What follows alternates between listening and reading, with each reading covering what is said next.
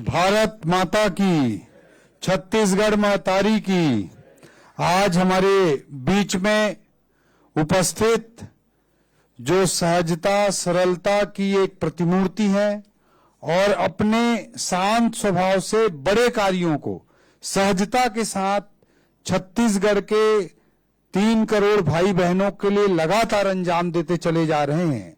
ऐसे यशस्वी मुख्यमंत्री आदरणीय विष्णुदेव साय जी हमारे बीच में उपस्थित हैं। जोरदार तालियों के साथ आप सभी अभिनंदन करें। हमारे बीच उपस्थित हैं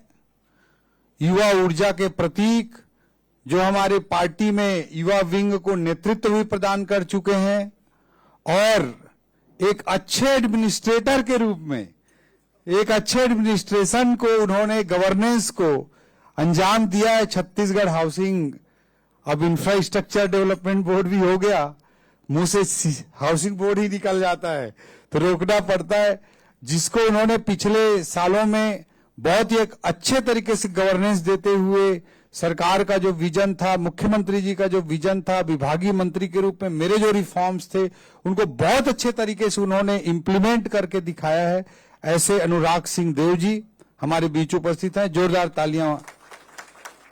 हमारे बीच में उपस्थित है आवास पर्यावरण विभाग को प्रशासनिक नेतृत्व प्रदान करने वाले अंकित आनंद जी।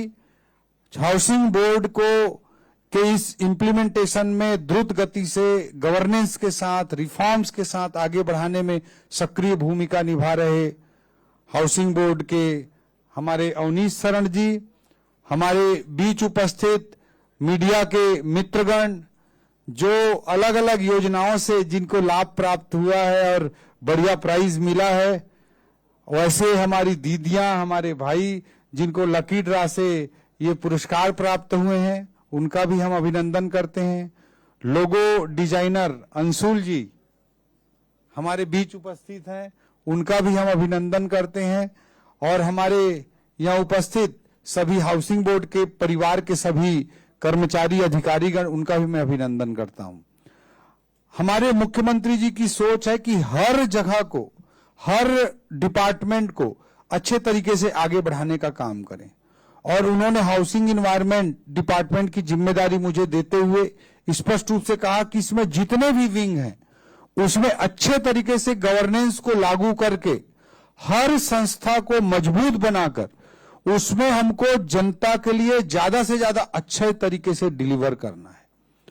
तो आज मैं गर्व के साथ कह सकता हूं कि चाहे नवा रायपुर डेवलपमेंट अथॉरिटी हो, चाहे इन्वायरमेंट बोर्ड हो, चाहे housing, Chhattisgarh housing and infrastructure development board हो, इन सभी प्रकार के संस्थाओं में,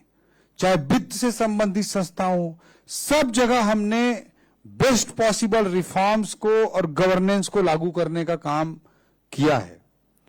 मैं आदरणीय मुख्यमंत्री जी को सबसे पहले विशेष रूप से धन्यवाद देना चाहूंगा। आज का दिन और आज का अवसर विशेष है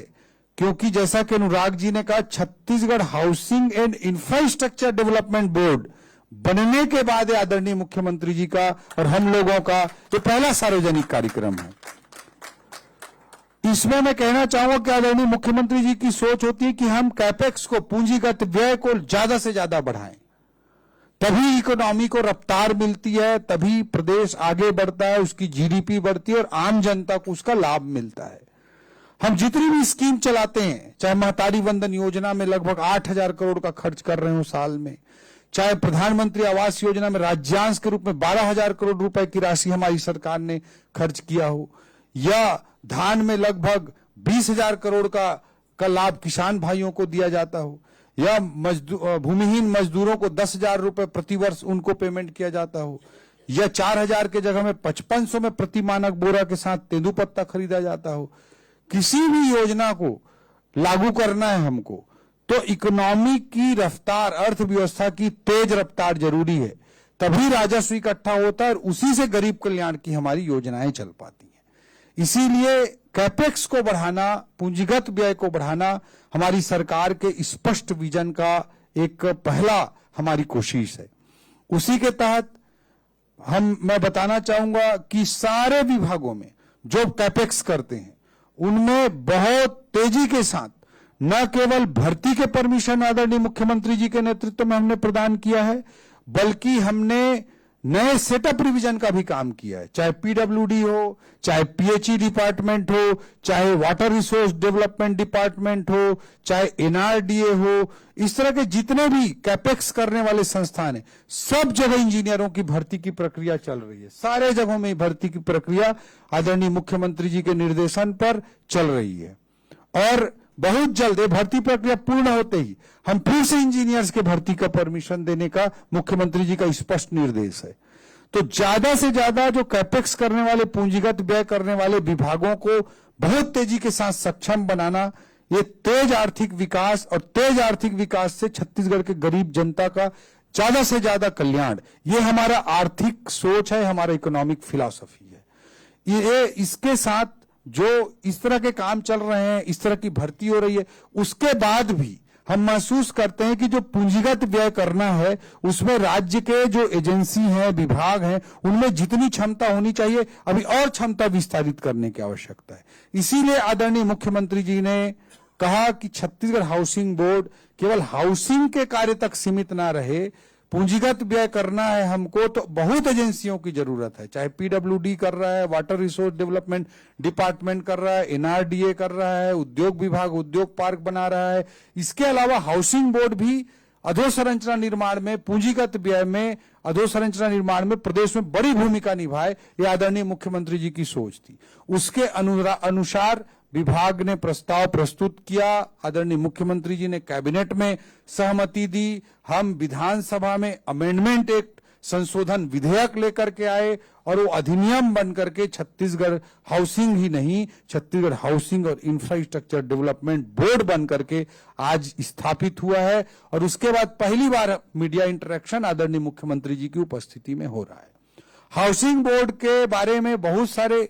काम भी हुए, मैं हर चीज को कोई नेगेटिव नहीं बोलता हूं, लेकिन कई चीजें में हम हाउसिंग बोर्ड में बहुत कमी थी।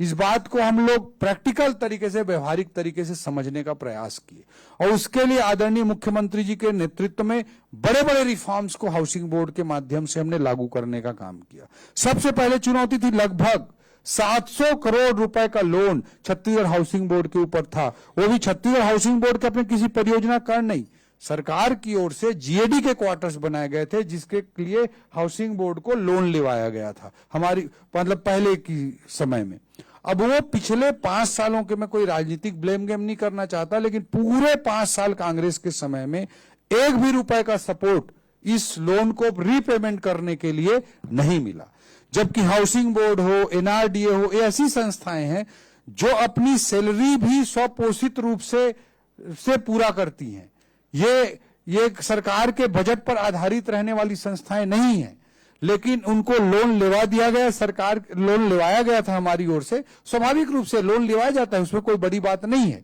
लेकिन 5 साल में जो सपोर्ट करना चाहिए था, जीएडी के क्वार्टर्स बने थे जिसमें सरकार के विभिन्न विभागों के कर्मचारी रहते थे, उसके कारण से हाउसिंग बोर्ड को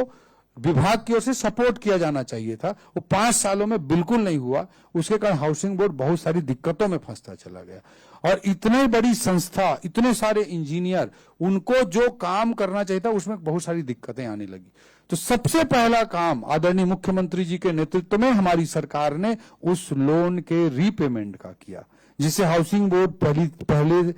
प्रथम रूप में खड़ा हो पाया। दूसरी चीज जो बड़ी दिक्कत थी कि बिना डिमांड के बहुत सारे घर बन जाते थे, बहुत सारे अच्छे जगहों में भी अच्छी परियोजनाएं भी हुई, लेकिन कम डिमांड वाले दूर दराज के क्षेत्रों में भी कई जगह घर बन गए थे। व्यवहारिक रूप से मुझे सार्वजनिक मंचों में मैं इस बात को स्वीकार करता हूं। उससे कारण बिक नहीं पा रहे थे, जर्जर होते चले जा रहे थे, खराब होते चले जा रहे थे और हाउसिंग बोर्ड के इमेज पर, गुणवत्ता पर तरह तरह के प्रश्न चिन्ह लग रहे थे। इसलिए हमारी सरकार ने मुख्यमंत्री जी के निर्देश पर यह निर्णय लिया, कैबिनेट में हमने फैसला लिया कि 1 टाइम सेटलमेंट स्कीम लाएंगे, ओटीएस स्कीम लाए और उसमें छूट देते हुए क्रांतिकारी निर्णय लेते हुए जो प्रॉपर्टीज हैं उसके डिस्पोजल के मार्ग को प्रशस्त किया गया और उसके कारण उसको बहुत बेहतरीन तरीके से अनुराग जी ने और उनकी पूरी टीम ने इसे इंप्लीमेंट किया और जो उन्होंने डेटा बताया कितनी प्रॉपर्टीज का डिस्पोजल, इतने रेवेन्यू जनरेट करना, ऐतिहासिक रूप से हाउसिंग बोर्ड एक अच्छे तरीके से आगे बढ़ा। एक आखिरी पॉइंट में विशेष रूप से जिक्र करना चाहूंगा कि कहीं भी बिना विशेष मांग के घरों का निर्माण हो जाए और वो बिके ना और बाद में जर्जर होता रहे और हाउसिंग बोर्ड की इमेज और गुणवत्ता पर प्रश्न चिन्ह लगे, ऐसी स्थिति उत्पन्न ना हो, इसके लिए हमारी सरकार ने मुख्यमंत्री जी के नेतृत्व में एक बड़ा रिफॉर्म किया है। वो है कि जब तक हाउसिंग बोर्ड में के प्रथम 3 महीने में 30% की बुकिंग नहीं हो जाती या पूरे परियोजना में 60% की बुकिंग नहीं हो जाती, तब तक उस काम का टेंडर नहीं लगाया जाएगा। ये हमने हाउसिंग बोर्ड में आवास पर्यावरण विभाग की ओर से ही माननीय मुख्यमंत्री जी के निर्देश पर ये रिफॉर्म हमने खुद पर इंप्लीमेंट किया और खुद पर इंप्लीमेंट करने के कारण अब जहां पे डिमांड है वहीं परियोजनाएं आ रही हैं। और आप देख रहे होंगे कि इतना बड़ा आवास मेला बीटीआई ग्राउंड शंकर नगर में चालू किया गया, उसमें इतने सारे घरों का प्रोजेक्ट चालू और सब में बहुत जबरदस्त तरीके से डिमांड आ रही है और परियोजनाएं आगे बढ़ रही हैं। तो ये जो इस तरह के रिफॉर्म्स लागू किए गए हैं उसका बेहतर परिणाम आने वाले समय में छत्तीसगढ़ के लोगों को निश्चित रूप से मिलेगा और हाउसिंग बोर्ड न केवल हाउसिंग में बल्कि अधोसंरचना में भी अपनी नई इबारत, नई ऊंचाई के साथ एक नई गाथा, एक नई कहानी छत्तीसगढ़ के विकास की और housing board, Chhattisgarh housing and infrastructure development board के अपने कामों के रूप में, अपने संगठन के विस्तार के रूप में लिखेगा। ये मैं बहुत अपनी ओर से शुभकामना देता हूं। इस संकल्प को हमारी सरकार की ओर से, हमारे मुख्यमंत्री जी की ओर से मैं दोहराते हुए अपनी बात को समाप्त करता हूं और आदरणीय मुख्यमंत्री जी ने जो अपना बहुमूल्य समय दिया है उसके लिए उनको मैं दिल की गहराइयों से बहुत बहुत आभार व्यक्त करते हुए अपनी बात को समाप्त करता हूं। जय भारत, जय छत्तीसगढ़, जय जोहार।